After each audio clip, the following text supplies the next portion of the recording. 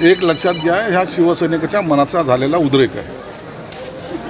एखादी गोष्ट त्याला पटली नाही तर तो आपल्यातला असलेला बंडखोरपणा हा दाखवण्याचा प्रयत्न करतो आणि तो त्यांनी दाखवलेला आहे. म्हणून त्यांनी काही चूक केली असं मी मानायला तयार नाही. ज्या युतीच्या बोलणी चालू आहेत, युतीच्या वारंवार रोज ज्या बैठका होत्या त्या बैठकीमधून तातडीने काही निष्पन्न न झाल्यामुळं असा प्रकार हा उद्भवलेला आहे.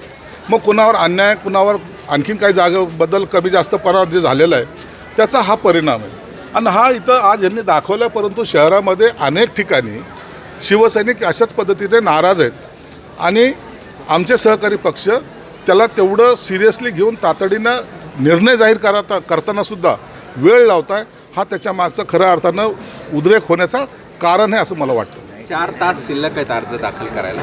युतीचं स्टेटस काय? युतीच्या स्टेटससाठी मी तुम्हाला आत्ताही सांगितलं की रात्री मी कमीत कमी 4 वाजेपर्यंत, सकाळच्या 4 वाजेपर्यंत आम्ही बोलणी केली. फक्त एका कागदावर तो प्रस्ताव लिहिणे आणि आमच्याकडे पाठवण्यासाठी त्यांना जवळपास 8 तासाचा विलंब लागला. दुपारी 4 वाजता तो प्रस्ताव आमच्याकडे आला आणि त्याच्यातही काही त्रुटी त्यांच्याकडून राहिल्या. त्या त्रुटी दुरुस्त करायला पुन्हा त्यांना ते वापस पाठवले, परंतु आता जर पाहिलं तर आतापर्यंत त्याच्यावर आणखीन त्यांची दुरुस्ती होऊन आलेलं नाही. त्यांच्या मनात नेमकं काय चाललं आहे हे आम्हाला सुद्धा कळत नाही. इतक्या लवकर एखादी दुरुस्ती करायला इतका वेळ का लागतो याचं कारण तरी समजलं पाहिजे ना. तुम्हाला वाटत नाही का युती करावी तर नका करू, मैत्रीपूर्ण लढायचं तर मैत्रीपूर्ण सांगा. परंतु जर युती झाली आणि जेव्हा त्याच्यामध्ये मुख्यमंत्री साहेबांनी आणि उपमुख्यमंत्री साहेबांनी त्याच्यात सहभाग नोंदवल्यानंतर त्यांच्या आदेशाचं पालन न करणं हे सुद्धा पक्षाच्या शिस्तीमध्ये बसत नाही असं माझं स्पष्ट मत आहे. म्हणून मग जर मुख्यमंत्री मोठे की उपमुख्यमंत्री मोठे का आपण मोठे हे आता इथं या शहरामध्ये ठरवावं लागेल. झाली का नाही, काय नेमकं स्टेटस आहे? त्यांचा प्रस्ताव आला होता, त्याच्यामध्ये काही चुका होत्या, त्या चुका मी दुरुस्त करायला त्यांच्याकडे दिला आहे. त्याचा आणखीन कागद आलेला नाही. ते आल्यानंतर जर समाधान झालं तर माझं आणि अतुलचं जॉईंट प्रेस, अतुल सावे मंत्रींचं जॉईंट प्रेस आम्हाला घ्यायची होती, परंतु आतापर्यंत ती वेळ आमच्यावर आणखीन आलेली नाही. त्यांच्या मनात काय चालू आहे? तुमच्या बोलण्यामध्ये आलं असेल ना, तुम्हाला लक्षात आलं असेल ना त्यांच्या मनात नेमकं काय चालू आहे हेच आम्हाला कळत नाही. म्हणून आता आम्ही दुधा मनस्थितीत आहोत. युती लवकर व्हावी अशा भावनेतून आजही आमची भूमिका आहे. युती झाली पाहिजे, युती चांगली व्हावी आणि आपण भगवा झेंडा फडकवावा याबद्दल दुमत नाही.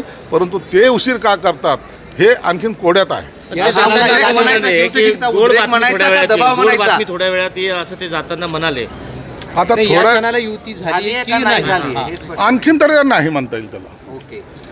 आणखीन जोपर्यंत हातात मध्ये आमच्या लेखी येत नाही तोपर्यंत युती झाली म्हणायला आमचं धारिष्ट नाहीच आहे. नाही, पालकमंत्री महोदय, हा शिवसैनिकाचा उद्रेक म्हणायचा का भाजपवर दबाव म्हणायचा? नाही, भाजपवर दबाव म्हणायचा. भाजपवर किंवा आमच्यावर हा दबाव टाकायचा प्रश्न येत नाही. शिवसैनिक त्यांच्या भावना व्यक्त करता याचा अर्थ चुकीचा घेऊ नका.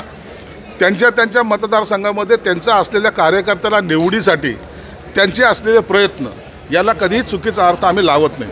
उद्रेकाचा तुम्ही अर्थ काय घेतला, त्याचं पुढचं पाऊल तुम्ही काय टाकणार आहात? आता थोडा वेळ आम्ही वाट पाहू.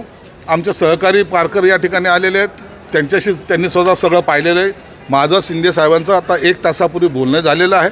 आता शिंदे साहेब जो आदेश देतील त्या पद्धतीने आम्ही पुढची पावलं उचलू. असं आहे की कुठे महिला रडत आहेत तुमच्या कार्यालयामध्ये, हे जंजाळ नाराज आहेत, मग अशा ह्याच्यामध्ये युती करणार आहात की नाही करणार? आणि आता जर प्रदीप जयस्वाल म्हणाले की युती तोडूनच टाका. आता जर सकारात्मक त्यांच्याकडून प्रस्ताव आला नाही तर कदाचित मग आम्हाला वेगळा निर्णय घ्यावा लागेल आणि हे निर्णय घेण्याच्या पूर्वी आम्ही एकनाथ शिंदे साहेबांशी बोलू. त्यांच्याकडे अल्टिमेटम काय? कारण तुमच्याकडे 4 तास आहे उमेदवारी. आता हे सर्व घटना जे पाहतोय या घटनेच्या गांभीर्याने एकनाथ शिंदे साहेबांनी दखल घेतलेली आहे आणि आता आम्ही 10 मिनिटानंतर पुन्हा शिंदे साहेबांना बोलू आणि योग्य तो निर्णय घेऊ. त्यांना किती वेळ देत आहे भाजपला? आता किती वेळात सांगावं असं तुम्हाला वाटतं? तुम्ही आता वेळ देण्यासारखा राहिलेला नाहीये. अनेक लोकांना फॉर्म भरायचे आहेत आणि उद्या शेवटचा टाईम आहे. जर त्यांचे फॉर्म जर सबमिट होऊ शकले नाही तर युती झाली काय नाही झाली काय ते तर बाद होतील ना. म्हणून वेळेच्या मर्यादेमध्ये आपल्याला हे सर्व करावं लागेल आणि ते करण्याचं काम दोन्ही पक्षांनी करावं अशी मला त्यांची आवर्जून लास्टची कळकळीची विनंती आहे. तुमची फरफट होताना दिसते असं वाटतंय? नाही, आमची फरफट कोणी करू शकत नाही. पण तुम्ही त्यांच्या प्रत्येक निर्णयाची वाट बघताय. तुम्ही म्हणले ना, मग आमचे मोठे भाऊ आहेत ते. आमच्या मोठ्या भावाला थोडंसं त्यांचं ऐकावं लागतं म्हणून आम्ही त्यांना संधी देतोय. असं आहे की हे जे बाहेर लोक आले होते त्यांचं जे म्हणणं होतं ते तुम्ही ग्राह्य धरणार आहात युती करताना की काय करणार? याच भावनेमुळे तर आम्ही जिवंत आहोत. शिवसैनिक आहे म्हणून आम्ही आहोत. त्यांच्या भावना जर ग्राह्य धरल्या नाही ते काय आमचे घरगडी थोडी आहेत, आमचे सहकारी आहेत ते. त्यांच्या भावनेचा आधार राखणं हे आमचं काम आहे आणि त्याच पद्धतीने आम्ही काम करणार. त्यांना सन्मान मिळाला नाही तर युती नाही. त्यांना सन्मान मिळाला तर इथं कशी होईल?